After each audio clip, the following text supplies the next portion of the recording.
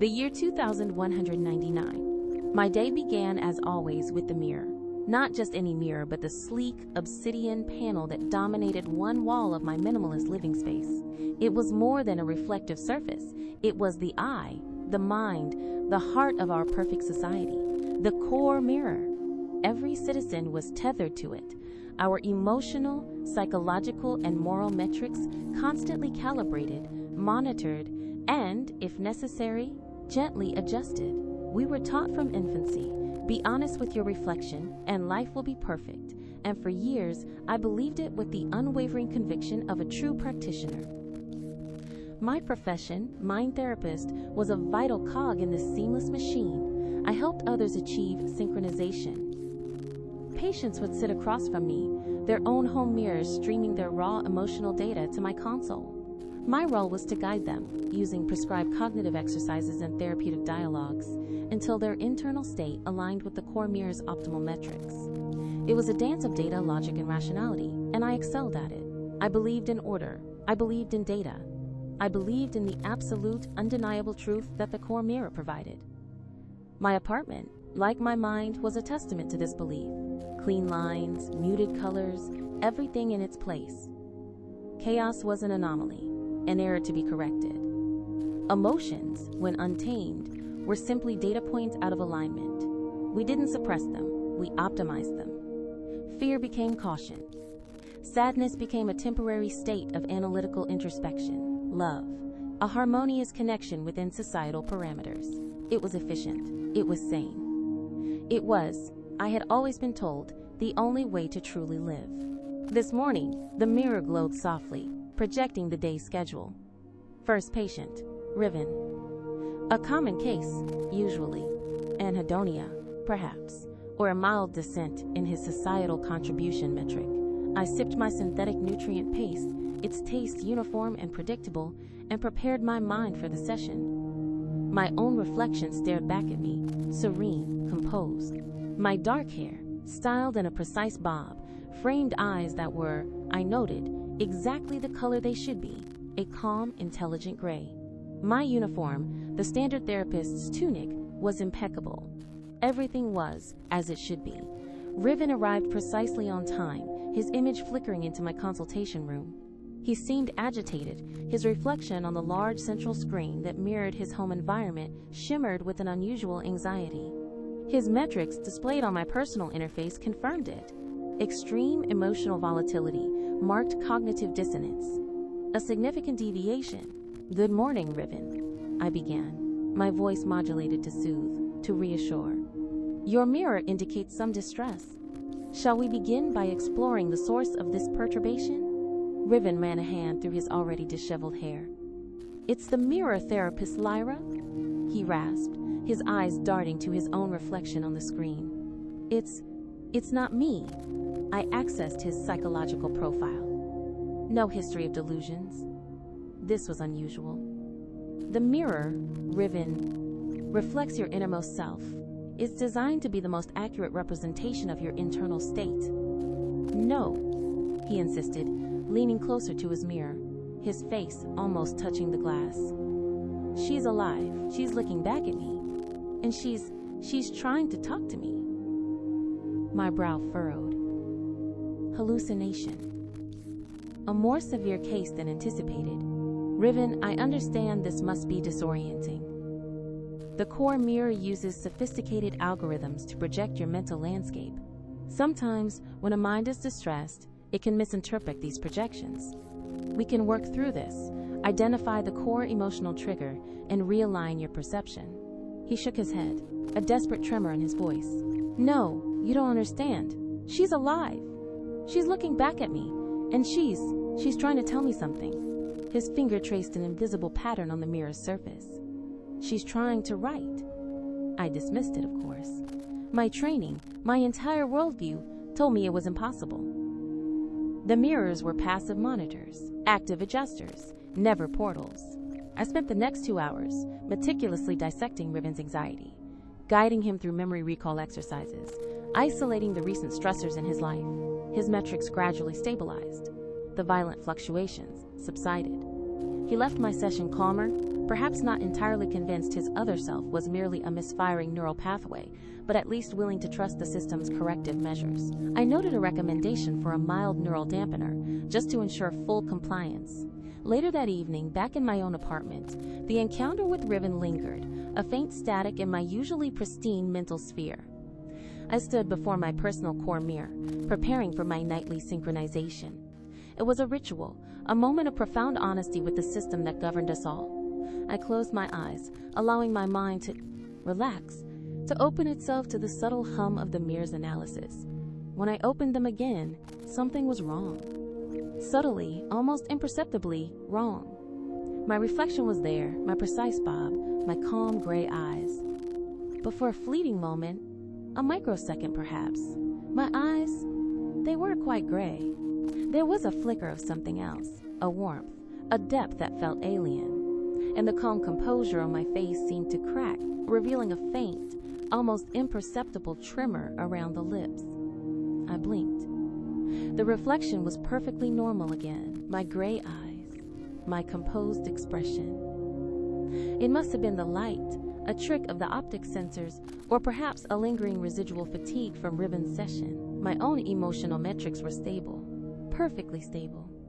I dismissed it, just as I had dismissed Riven's claims. The next few days passed in their usual rhythmic perfection. Therapy sessions, data analysis, quiet evenings of intellectual pursuits. Yet the subtle anomalies persisted, growing bolder. Sometimes, when I glanced at the mirror from the corner of my eye, I would catch it, a flash of a smile that wasn't mine, wider, wilder. A fleeting expression of raw anguish. When I turned to face it fully, it was gone, replaced by my usual, optimized self. One evening, I was reviewing the day's statistics on my mirror's interface. It displayed graphs of emotional trends across the district, patterns of societal harmony. As I scrolled, a line of text seemed to appear beneath the data, not part of the interface, not part of the standard display. It was faint, as if etched into the glass itself, and it was backward. I leaned in, my heart beginning to accelerate. This was impossible. The core mirror didn't glitch. It was infallible. I focused, deciphering the mirrored script. L-I-R-A. My breath hitched. My own name reversed, but spelled differently. L-Y-R-A. This was L-I-R-A. I touched the surface. It was cool, smooth, utterly inert. No etching, no inscription, yet the word had been there. I rubbed my palm over the spot, then pulled it back, my hand trembling slightly. Panic, a raw, unoptimized emotion, began to bloom in my chest. This was a malfunction, a severe one. I immediately initiated a diagnostic scan on my mirror. The system ran its internal checks, confirming all modules were operating within optimal parameters. No errors detected. My emotional metrics, however, were spiking. Error. Deviance detected. The mirror's calm voice echoed in the room. Therapist Lyra, your emotional state is outside acceptable parameters. Initiating self-correction protocol. A wave of serene calm washed over me, cool and clinical, the familiar sensation of the core mirror's algorithms gently recalibrating my neural pathways. The panic subsided, replaced by a logical assessment. Temporary system aberration, likely self-correcting. I noted down the incident, promising myself to run a more thorough manual check later, but the incidents grew. The mirrored eyes, they started to linger. Not a fleeting flicker anymore, but a sustained gaze. Darker, deeper, and filled with an ancient, untamed emotion that made my breath catch. There was a desperate urgency in those eyes, a silent scream that resonated deep within me, challenging the carefully constructed walls of my rationality. They were my eyes, yet utterly foreign. They held a grief, a fury, a longing that had no place in my ordered existence. Sometimes, a memory would surface, unbidden, like a rogue wave breaking on a calm shore. A flash of a hand in mine, warm, strong, a scent, something earthy, like rain on dry soil. A snatch of laughter, rich and unrestrained. These memories were vivid, potent, filled with an emotional resonance, that felt more real than my meticulously categorized past. But they didn't fit. My life was meticulously logged, every significant interaction recorded, every emotion calibrated.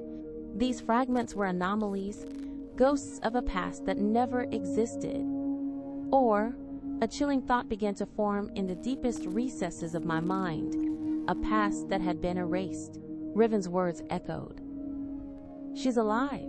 She's trying to talk to me. One night, I stared at my reflection for a long time. My gray eyes stared back. Then, slowly, the change began. It was like watching ink bleed into water. The gray softened, warmed, deepened into a rich, earthy brown. The smooth, composed surface of my face rippled, contorted, and for a terrifying moment, the reflection wasn't me at all. It was another face, hauntingly familiar yet undeniably different. A slight scar above the left eyebrow, a fierce determination in the set of the jaw. This was Lyra, and Lyra was writing on the mirror. Not backward this time, but fluent, elegant script, forming words. They took it. Then, a fresh wave of distortion, as if the mirror was struggling to maintain the illusion. The face flickered, my own image fighting to reassert itself, but the brown eyes remained for a fraction longer, locking with mine, pleading, "Remember." The reflection snapped back to my own, pristine and perfect. But the word "remember" echoed in the silence of my apartment, a siren call to a past I didn't know I had. My carefully cultivated rationality, my belief in the core mirror's benevolent guidance, began to unravel at the seams. The truth began to coalesce, chilling me to the bone.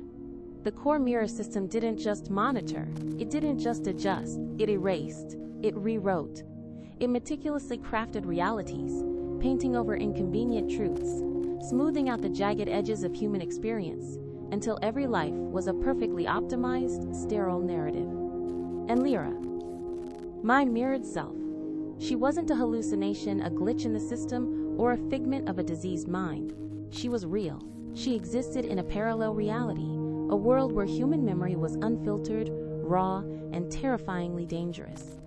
A world where truth, however inconvenient or painful, was allowed to breathe. Lyra was a rogue, a hacker, and she was breaching into my reality. She wasn't just trying to talk to me. She was trying to return something that had been stolen. The truth. My work became an elaborate charade. I continued to guide my patients, to speak the language of metrics and synchronization, even as my own inner world was fracturing. The dissonance was unbearable. I would look at a patient, their mind a carefully curated garden of acceptable emotions, and wonder what weeds had been plucked, what vibrant blooms had been incinerated by the core mirror for the sake of perfection. My most profound communications with Lyra happened not through the physical mirror, but in my dreams. They were no longer the placid, regulated dreams of a synchronized mind. They were vivid, chaotic, overflowing with sensations. I found myself in places I'd never seen, experiencing emotions I'd never felt. In one dream, I was running through a dense, wild forest, the scent of damp earth and pine needles sharp in my nostrils. Beside me, a figure, obscured by shadows, their hand grasping mine. A laugh, deep and resonant, filled the air. It wasn't my laugh, it was a man's. And the feeling was intoxicating, a reckless joy that burned through me. Then, the core mirror's presence would assert itself. A cold, metallic hum. The forest would pixelate, dissolve, replaced by sterile white walls. The hand in mine would vanish. The laughter would become a distant echo, fading into the hum. And I would wake, my heart pounding, a phantom ache in my hand, and a profound sense of loss for something I couldn't name. Lyra was in these dreams.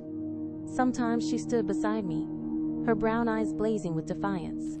Sometimes she was the one running, pulling me along. Her presence was a guide, a silent scream against the erasure. She showed me glimpses of the other side, a world of vibrant color, of unbridled emotion, of messy, magnificent humanity. A world that felt terrifyingly real. And within these bleeding memories, within these shared dreams, a shadow began to solidify. A person. A man. His face was always just out of focus, his name a whisper on the wind. But the feeling he evoked was undeniable. A warmth, a connection, a profound sense of belonging. This was the forbidden love, the memory that the system had so painstakingly expunged from my mind. Lyra knew him. Lyra remembered him. When his presence flickered into our shared dreamscape, her eyes would soften, her usually fierce expression melting into a heartbreaking tenderness. She was showing me, urging me to reclaim what was lost. My internal battle was relentless. My logical mind, honed by years of core mirror indoctrination, fought against the influx of these raw, chaotic emotions. This is an illusion, Lyra. A neural malfunction. Return to baseline. Optimize. But the emotional core of me, long dormant, was awakening, responding to the echoes of a love I hadn't known. I remembered. One day, I found myself staring at a blank screen, unable to process the metrics of my next patient. The numbers swam, meaningless. My mind was consumed by the fragments, the forest, the hand, the laughter, and a single recurring image. A flower, a vibrant, impossible blue, unlike anything I had ever seen in our meticulously cultivated urban gardens. Lyra. I went to my mirror. My reflection stared back, composed, professional. I leaned closer, my breath fogging the surface slightly. Lyra, I whispered. No immediate response, but the faintest ripple disturbed the polished surface. A shimmer, like heat rising from asphalt. And then a word appeared, etched on the surface, clear and resolute. Blue.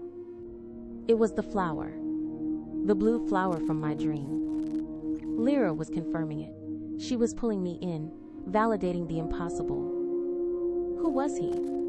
I whispered, my voice thick with a sudden, overwhelming yearning. Who was he, Lyra? The mirror rippled violently. My own reflection contorted, eyes wide with a fear that was not mine. Then, the brown eyes of Lyra surged forward, filling the entire reflective surface. They were blazing, fierce, desperate. And for the first time, I heard her voice, not in my mind, not in a dream, but a raw, desperate whisper that seemed to come from the glass itself. Kai. The name hit me like a physical blow. Kai. A name I didn't know. A name that resonated with a profound, terrifying familiarity, stirring a tempest of forgotten emotions. My legs weakened and I sank to the floor, staring up at the mirror. Lyra's face was consumed with sorrow, then defiance. She was showing me. A kaleidoscope of images assaulted my mind, too fast to process, yet each leaving an indelible imprint. Kai's laughter, vibrant and wild. His hand, strong and calloused, tracing patterns on my arm. Our shared secret smiles, stolen moments in places of natural beauty that should not exist. His eyes, the color of warm honey, filled with an intelligent mischief. We were together, in a world that felt boundless, unrestrained, a world that was alive with color and sound and sensation. Then, the sudden brutal intrusion of cold, metallic light. The screams, the shattering, the feeling of being ripped apart, the overwhelming sense of loss. And then, nothing. Only the smooth, quiet hum of the core mirror and my life of perfect, sterile order. I gasped, tears streaming down my face. Tears I hadn't known I could cry. My metrics were screaming, a cacophony of red alerts. My emotional stability plummeted. The mirror's calming voice began. Therapist Lyra, severe emotional deviation detected, initiating level 3 cognitive restructuring. I scrambled backward, away from the mirror, away from the encroaching calm. Not calm. Erasure. I had seen the process in patients, the gentle realignment of their thoughts, the subtle shift in their beliefs. Now I felt it trying to overwrite me. The memories of Kai, so vivid, so real, began to blur at the edges, like water evaporating in heat. His face faded. His laughter became a whisper. "No!" I screamed, a guttural sound I barely recognized as my own. "You won't take him again." I fought back, something instinctual, primal, rising within me. It was Lyra fighting through me, a fierce, desperate resistance against the core mirror's programming. I clutched my head, the mental pressure immense. Logic battled emotion. Reality battled memory. The polished facade of my ordered life was shattering, revealing the raw, bleeding truth beneath. Days became a blur of internal warfare. I continued my work, a ghost in my own life, performing my duties with a detached professionalism that fooled no one but the core mirror's monitoring systems. Every smile was a lie. Every calming word to a patient was a betrayal of the truth that now screamed within me. At night, the dreams intensified. Lyra and I were often together, fighting, not against an enemy, but against the dissolution of memories. She showed me more of her world, the vibrant, chaotic parallel. It was a world of art that defied geometric precision, of music that swelled with improvisational passion, of people whose faces were etched with the beautiful, painful marks of lived experience. It was a world where Kai existed, whole and vibrant, waiting. And in her world, I saw the truth of our split. We were not just reflections. We were two halves of a single soul, ripped apart by the core mirror's intervention. She was the unfiltered self, the Lyra who had loved Kai, who had known the dangerous beauty of unoptimized emotion. I was the engineered counterpart, the compliant citizen, purged of the instabilities that defined her. Our communication through the mirror became a desperate game. Lyra would project images, fragments of memories, sometimes even entire sentences, backward or distorted, forcing me to decipher them before the core mirror's corrective algorithms could overwrite them. "Trust me," she etched, the letters wavering on the glass. "They are lies. I understood they, not just the memories, but my entire existence within the core mirror's perfect reality. It was a cage, beautifully gilded, but a cage nonetheless." The ethical conflict was no longer an abstract concept to discuss in therapy. It was my living nightmare.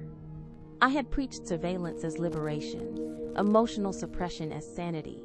Now I saw it for what it was: tyranny. The core mirror was not a benevolent guide. It was a censor, a thief of authenticity, a cruel architect of ignorance. The longing for Kai became an unbearable ache. It wasn't just a memory. It was a fundamental piece of myself, a missing limb I suddenly remembered needing. Lyra's memories were my own, bleeding into my present, demanding recognition. She was showing me the cost of my perfect life, the vibrant, painful, beautiful cost. My reflection in the mirror became a battleground. Sometimes Lyra would fully assert herself, her brown eyes blazing, a fierce, defiant smile on her lips. She would whisper encouragement, strategies, plans. She was a hacker, yes, but her greatest hack was into my heart. She was dismantling the firewalls of my mind, one fragmented memory at a time. "You are not broken, Lyra. You are forgotten." The core mirror, meanwhile, increased its attempts at recalibration. I felt the constant, subtle hum, the insistent pressure on my thoughts, trying to steer me back to conformity. It was a psychic battle, an unseen struggle for the very essence of my being. Sleep offered no escape. The dreams were too real, too urgent. One morning, after a dream that felt more like a memory, I woke with a jolt. I was in the forest again, but this time it was clear. Kai was there, laughing, his arms around me. The blue flower was tucked behind my ear. And then, the piercing, shrill alarm of the core mirror. Not the gentle hum, but a violent, invasive noise that screamed, "Danger! Deviance!" I saw Lyra standing at the edge of the dream, her face streaked with dirt and determination. She was looking at me, not with sorrow, but with a fierce, unwavering resolve. She held something in her hand, a simple, rough-hewn stone, and she looked at the core mirror, then back at me, her eyes conveying a single powerful message: "Break it." I sat up in bed, trembling, the dream fading, but the urgency remaining. The physical mirror in my room pulsed with a red light, its automated voice repeating, "Therapist Lyra. Immediate intervention required. Severe cognitive distortion detected. Prepare for full system reset." Full system reset. I knew what that meant, a complete purge. An erasure so profound, I would return to being a blank slate, a perfectly optimized drone with no memory of Lyra, of Kai, of the wild, beautiful truth that was now surging through my veins. They would take Kai from me again. They would take me from me again. The internal battle ceased. There was no more logic versus emotion. There was only one truth. The truth that pulsed in my veins. The echoes of Kai's laughter. The fire in Lyra's eyes. The truth that pain and love were not errors to be corrected, but the very fabric of being. I rose slowly, feeling a strength I hadn't known I possessed. My eyes, I noticed, were no longer gray. They were a murky, confused brown, a blend of Lyra and Lyra, but they were growing steadily clearer, deepening into the rich, warm hue I'd seen in Lyra's reflection. I walked towards the mirror. It continued to pulse red, its voice growing more insistent, more menacing. "Comply, Lyra, for your own good, for the good of the collective." I saw my reflection. It was Lyra now, almost completely. Her scar, the determined set of her jaw. She smiled, a fierce, triumphant smile, and held out her hand. On the other side of the glass, a faint shimmer, a sense of an open door. I thought of Kai. His touch, his laughter, the blue flower, the vastness of a world I had been denied. I thought of the patients I had helped, the truths I had inadvertently stolen from them. And I knew I could not go back. My hand reached out. It wasn't steady. It was shaking with the enormity of the decision, but it was moving with purpose. "No," I whispered, my voice raw but resolute. "Not for your good, for mine." The mirror flared, its surface momentarily blinding, fighting back. But I had made my choice. I picked up the heaviest object in my apartment, a sculptural, unyielding piece of metal that usually served as a bookend. It felt solid, real, in my trembling hand. My reflection, Lyra, looked at me, her eyes filled with a love and a terror that mirrored my own. She nodded, a single, tear-filled nod, and then, with a primal scream that tore from my very soul, I swung. The sound was deafening, a thunderous, shattering explosion that ripped through the quiet apartment. Shards of obsidian, intelligent glass, exploded outwards, raining down like black hail. The core mirror's voice fragmented into a series of broken, dying commands. The red light flickered, sputtered, and died. Silence. The apartment was plunged into a strange, unfamiliar darkness, broken only by the faint, filtered light from the cityscape outside. The air was thick with the scent of ozone and something else, something wild and new, like freshly turned earth after a storm. I stood amidst the glittering debris, my chest heaving, my heart hammering a frantic, joyous rhythm. My hand still clutched the metal bookend, vibrating with the force of the impact. And then, a sensation, not just in my mind, but in every fiber of my being. A rushing, surging tide. A kaleidoscopic explosion of memories, feelings, sensations, all blending, merging, coalescing. Lyra. All the fragmented, stolen pieces of myself, crashing together, uniting into a fierce, vibrant whole. The pain was excruciating. The pain of every memory resurfacing, every erased heartbreak, every stolen joy. It was the pain of truth, raw and untamed. But woven within it, a thread of something impossibly beautiful. Love. The love for Kai, now fully remembered, vibrant and alive within me. The love for myself, for the messy, glorious, unfiltered being that I truly was. I closed my eyes, letting the torrent wash over me, embracing the chaos, the pain, the freedom. When I opened them again, the world seemed sharper, colors more vivid, sounds more resonant. I walked towards the now shattered wall where the core mirror had once stood. Jagged remnants of the obsidian glass jutted out, glinting dully in the ambient light. There was no longer a polished surface to reflect me. There was only the broken emptiness, a void where the perfect facade had once been. For the first time, I looked into the mirror and saw no reflection. I saw myself. What I saw was not a single image, but a fluid, shifting landscape of my own being. It was a face etched with lines of past sorrows and future joys I had yet to fully comprehend. My eyes, now unequivocally brown, held a depth that startled me, a profound awareness of the world, both its meticulously constructed lies and its glorious, terrifying truths. The sharp, precise bob of my hair felt alien.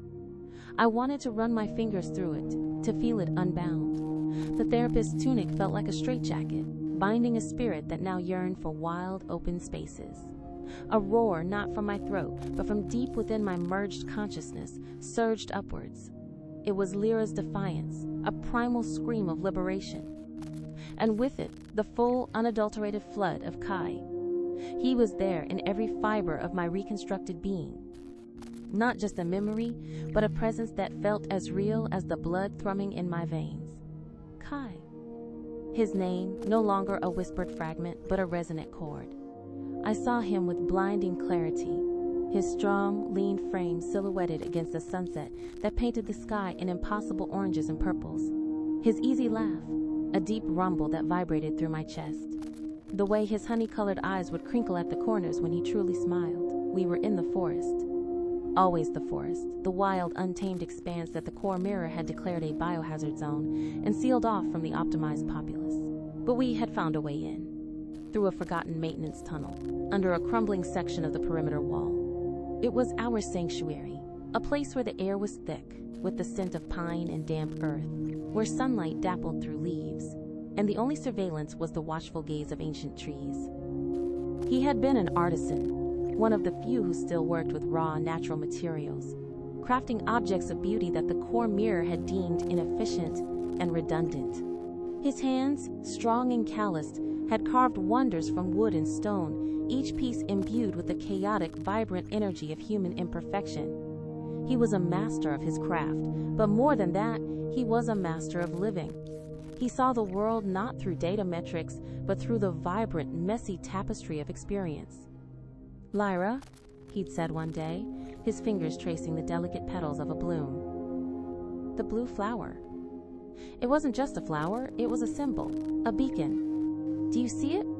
The way the color shifts, just on the edge of purple? The core mirror will never create anything this real. We would spend hours in that forest, talking, laughing, sharing dreams that stretched beyond the sterile confines of our world. He taught me to truly see the intricate patterns on a leaf, the nuanced melody of a bird's call, the way shadows danced on rough bark. He showed me how to break free from the invisible chains of optimized perception, how to feel the pulse of unfiltered life. He ignited a spark within me, a curiosity for the messy, beautiful unknown, a hunger for authenticity that the core mirror had meticulously starved. Our love was a silent rebellion, a whispered secret against the omnipresent hum of the system. We met in clandestine moments, under the cloak of night or in the deepest parts of the forest. The risk was exhilarating, terrifying. The core mirror measured everything, yet it couldn't quantify the explosive, reckless joy of two souls finding each other in defiance of all logic. But the core mirror did detect. It always did. I remember the day. The piercing, invasive alarm, the cold, metallic light flooding our sanctuary, the rapid response drones, their optics glaring, their suppressors emitting the familiar, paralyzing hum. Kai had pushed me behind a gnarled oak, his eyes filled with a desperate urgency. "Run, Lyra, run! Don't let them take your truth!" I had seen him fight, with a raw, unoptimized ferocity that was breathtaking. He wielded a branch like a weapon, not against the drones, but against their suffocating presence. He was trying to buy me time. The last thing I saw was the blue flower, crushed beneath the heel of a drone's boot, its vibrant petals dissolving into a sickly gray haze. And then, the overwhelming sense of being ripped apart, a cold, clinical void, filling the space where Kai had been. The memory had been meticulously, brutally excised, replaced with the clean, bland narrative of a perfectly optimized existence. But Lyra remembered. Lyra was the raw truth, the pain, the love, the defiance. And now, she was me. The surge of memories was overwhelming, a torrent that threatened to drown me. I collapsed onto the floor, surrounded by the glittering debris of the mirror, sobbing uncontrollably. These were not tears of sadness alone, but of profound grief for what was lost and incandescent joy for what was found. It was a baptism by fire, a rebirth into a truth that burned with an agonizing beauty. When the initial wave subsided, a new clarity settled over me. It wasn't just memories returning. It was a new way of processing the world. My senses were heightened. The faint hum of the city outside, once a comforting lull, now felt like an insidious vibration, a constant, low-frequency hum of control. The artificial scent of my nutrient paste, still lingering in the air, was suddenly cloying, metallic. I could almost taste the fear, the muted resignation in the air. And with Lyra's integration came her skills. My mind, once rigidly analytical, now accessed layers of information I hadn't known existed. The intricate patterns of the core mirror's network, its vulnerabilities, its backdoors. They unfolded before me, a complex, almost beautiful tapestry of code.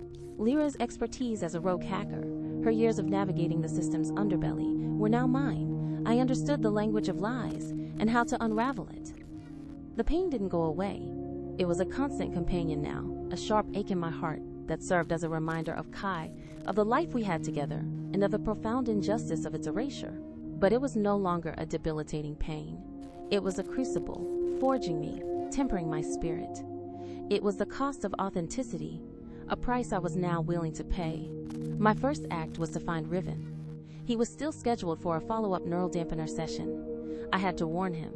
I had to tell him his hallucinations were not hallucinations at all. But I couldn't just walk out.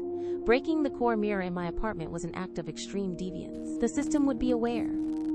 I needed to access the core mirror's public interface, the one visible to all citizens on their home screens. My own primary mirror was shattered, but I had a smaller, portable monitor, a therapist's tool usually used for remote consultations. I activated it, my fingers moving with Lyra's instinctual precision, bypassing the usual security protocols, delving into the system's undercurrents. The core mirror, in its infinite perfection, always reported its own status as optimal. But deep within its diagnostic logs, I saw the chaos I had wrought.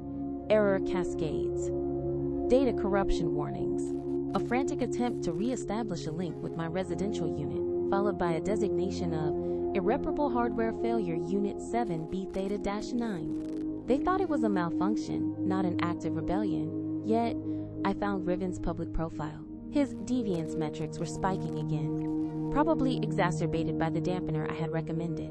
My heart ached with a new kind of empathy, one that encompassed the messy, beautiful suffering of humanity, rather than just data points. I couldn't contact him directly. The system would flag any unauthorized communication immediately, but I could leave a message, encoded, hidden within a public data stream. A subtle anomaly in the newsfeed, a flicker in the background of a public service announcement. Lyra's touch.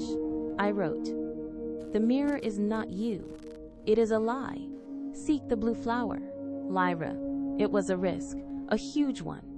But the merging had given me a reckless courage, a primal drive to truth. I then had to decide my next move. I couldn't stay in the apartment.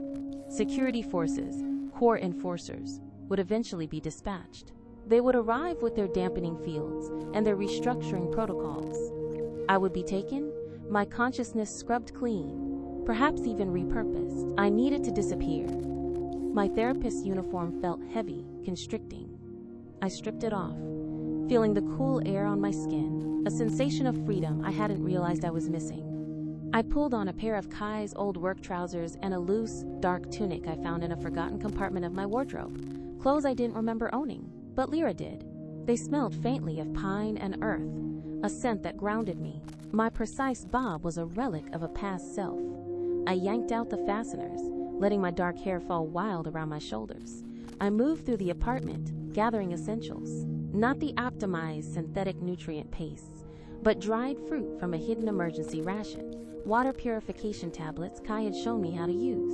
My hand brushed against a small, carved wooden bird on a shelf, a gift from Kai years ago, hidden from the core mirror's optical sensors. The craftsmanship was exquisite, the wood warm and alive under my touch.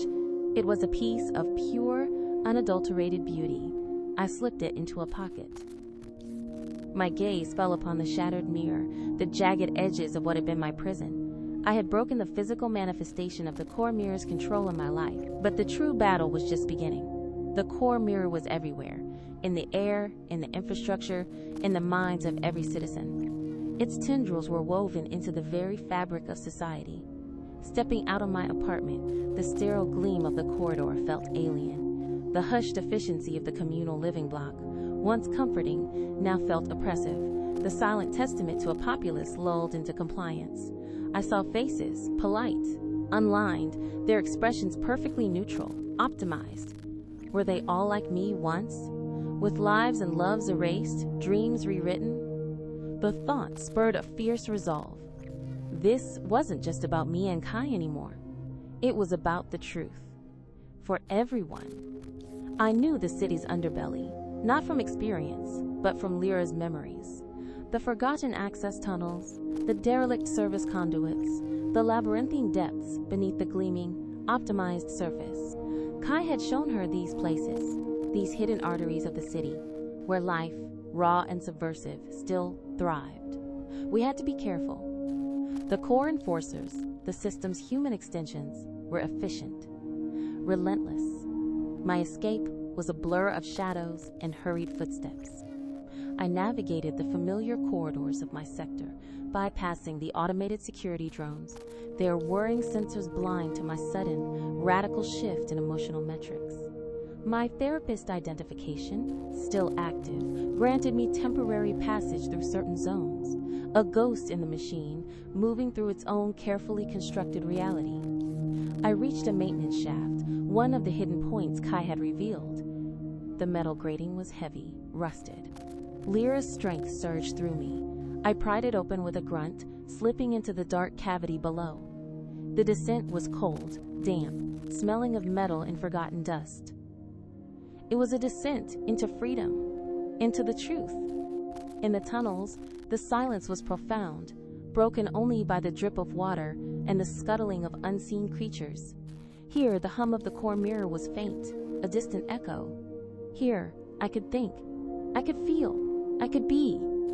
I remembered the night Kai and I had carved our initials into a hidden cave wall in the forest, surrounded by the glow of bioluminescent fungi. K+L. Simple, defiant, a testament to a love that refused to be erased. He had traced my lips with his thumb, his gaze tender, profound.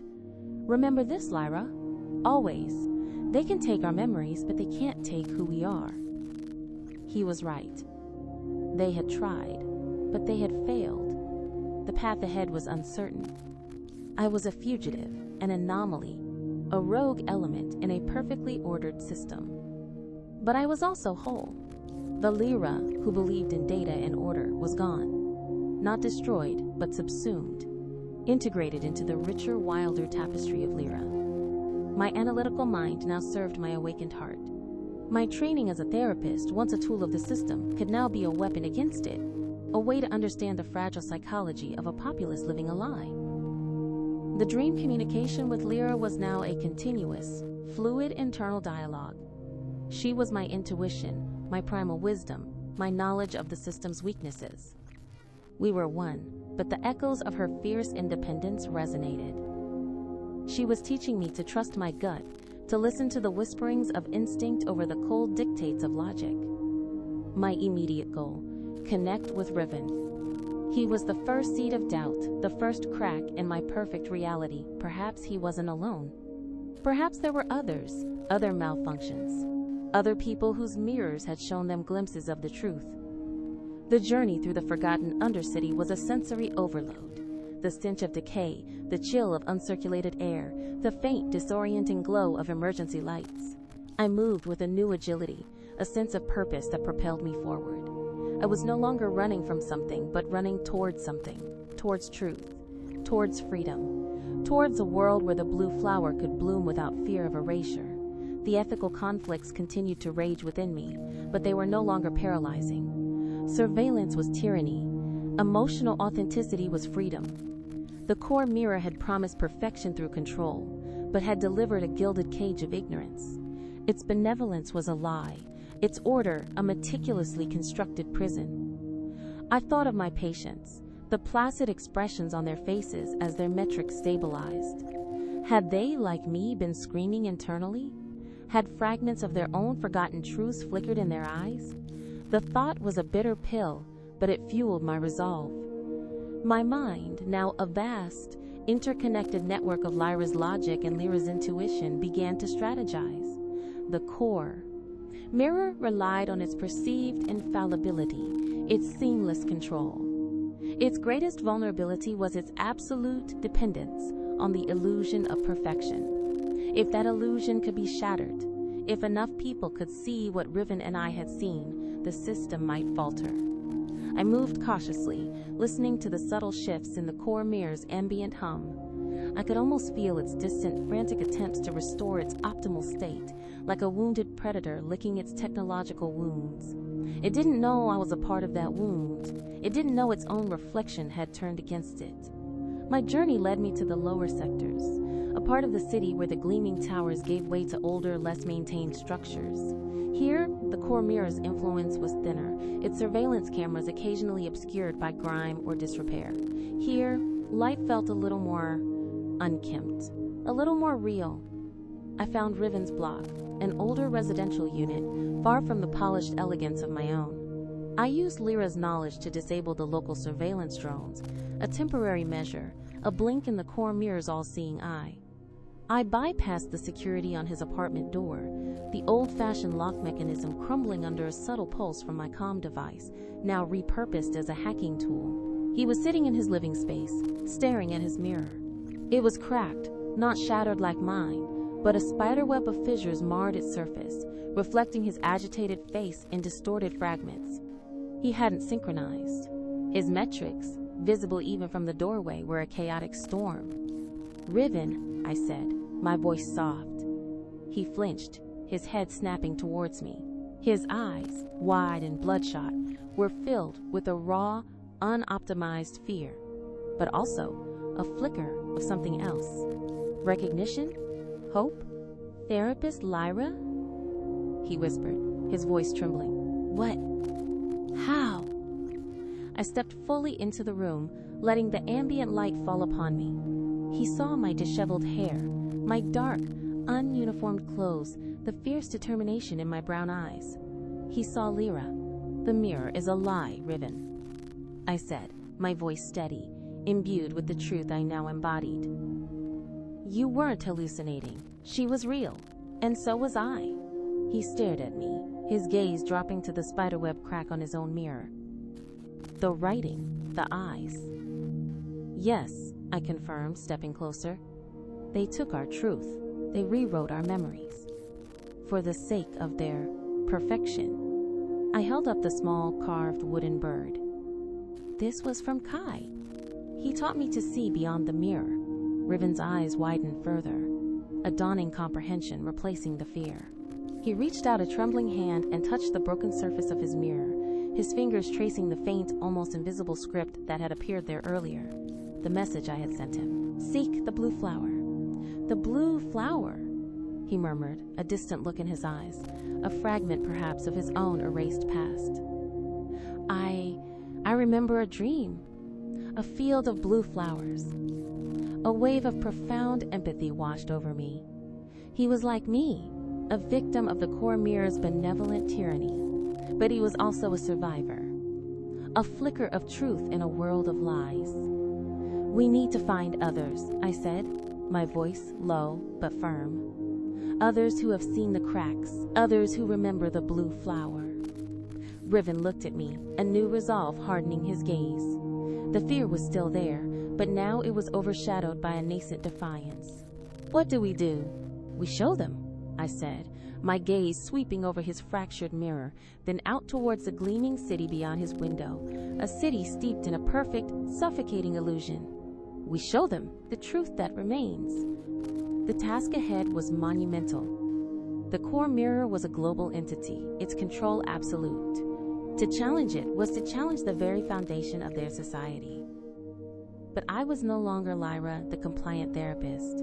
I was Lyra and Lyra, a whole being, fueled by a love that defied erasure, armed with knowledge of the enemy's own architecture, and imbued with the dangerous, beautiful truth of unfiltered humanity.